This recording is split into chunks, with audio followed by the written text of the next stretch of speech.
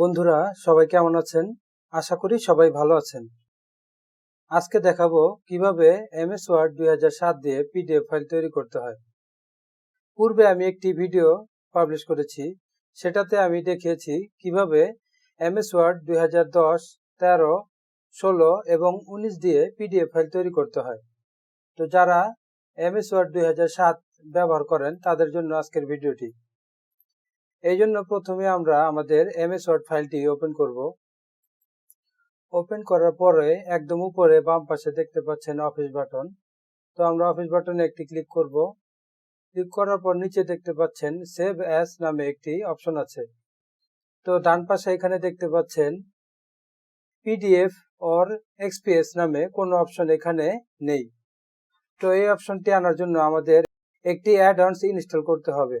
তো এখানে একটি অপশন দেখতে পাচ্ছেন find add ins for other file formats. তো আমরা এখানে একটি ক্লিক করে দেব। তো আপনারা জানেন কিছুদিন আগে মাইক্রোসফট কর্পোরেশন জানিয়েছে তারা উইন্ডোজ 7 এর নতুন আর কোনো আপডেট দিবে না। তো এই জন্য আমরা অ্যাড অনসটি গুগল থেকে ডাউনলোড করে নিব। এই জন্য আমরা চলে যাব গুগলে। এখানে আমরা টাইপ করব এমএস ওয়ার্ড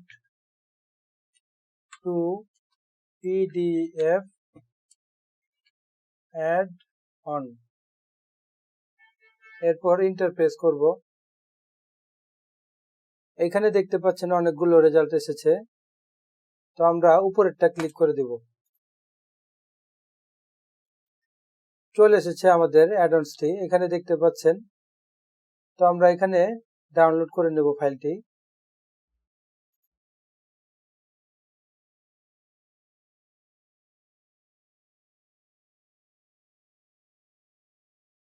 এই যে আমাদের ফাইলটি ডাউনলোড হচ্ছে, একটু সময় নেবে ডাউনলোড হতে। দেখতে পাচ্ছেন ডাউনলোডটি হয়ে গেছে। তো আমরা এখানে ক্লিক করে শো ইন ফোল্ডারে চলে যাব। এরপর আমরা এটিকে ইনস্টল করব। এখানে ডাবল ক্লিক করে দিলাম, তারপরে yes. Click here to accept the Microsoft software, এখানে একটি ক্লিক করলাম, continue. The installation is complete. এরপর আমরা ওকে দিয়ে বের হয়ে যাব। এখন আমরা পিডিএফ ফাইল তৈরি করতে পারবো। এই জন্য আমরা অফিস বাটনে যাব, এরপর নিচে আসব সেভ অ্যাজ। সেভ অ্যাজে আসার পর ডান পাশে নিচে দেখতে পাচ্ছেন পিডিএফ অর এক্সপিএস নামে একটি অপশন চলে এসেছে, যেটি আমাদের আগে ছিল না। তো আমরা পিডিএফ অর এক্সপিএস এখানে একটি ক্লিক করে দিব। এখানে আমরা ফাইলের নামটি যেটা আছে সেটি রাখলাম, আর আপনারা চাইলে অন্য যে কোনো নাম দিতে পারবেন। আর নিচে আছে সেভ অ্যাজ টাইপ পিডিএফ, এটা যা আছে তাই থাকবে, এবং নিচে এগুলো যা আছে তাই থাকবে। এরপর আমরা যেখানে ফাইলটি সেভ করতে চাই সেই লোকেশনে ফাইলটি সেভ করব।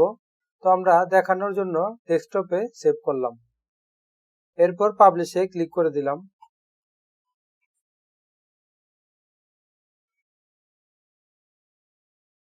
তো দেখতে পাচ্ছেন আমাদের ফাইলটি পিডিএফ হয়ে গেছে। এখন যদি আমরা ডেস্কটপে যাই, এই যে দেখতে পাচ্ছেন লার্ন ইংলিশ নামে পিডিএফ ফাইলটি তৈরি হয়ে গেছে।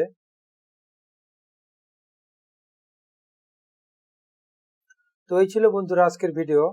আশা করি ভিডিওটি আপনাদের কাছে ভালো লেগেছে। ভালো লাগলে অবশ্যই লাইক করবেন এবং কমেন্ট করে আপনাদের মতামত জানাবেন। আর এমএস ওয়ার্ড এবং এমএস এক্সেল এর সব ধরনের ভিডিও পেতে আমার চ্যানেলটি সাবস্ক্রাইব করে রাখবেন। আমি খুব শীঘ্রই এমএস অফিস ওয়ার্ড এবং এমএস এক্সেল এর সব ভিডিও পাবলিশ করব, এবং আমার ফেসবুক পেজে লাইক দিয়ে পাশে থাকবেন। ধন্যবাদ।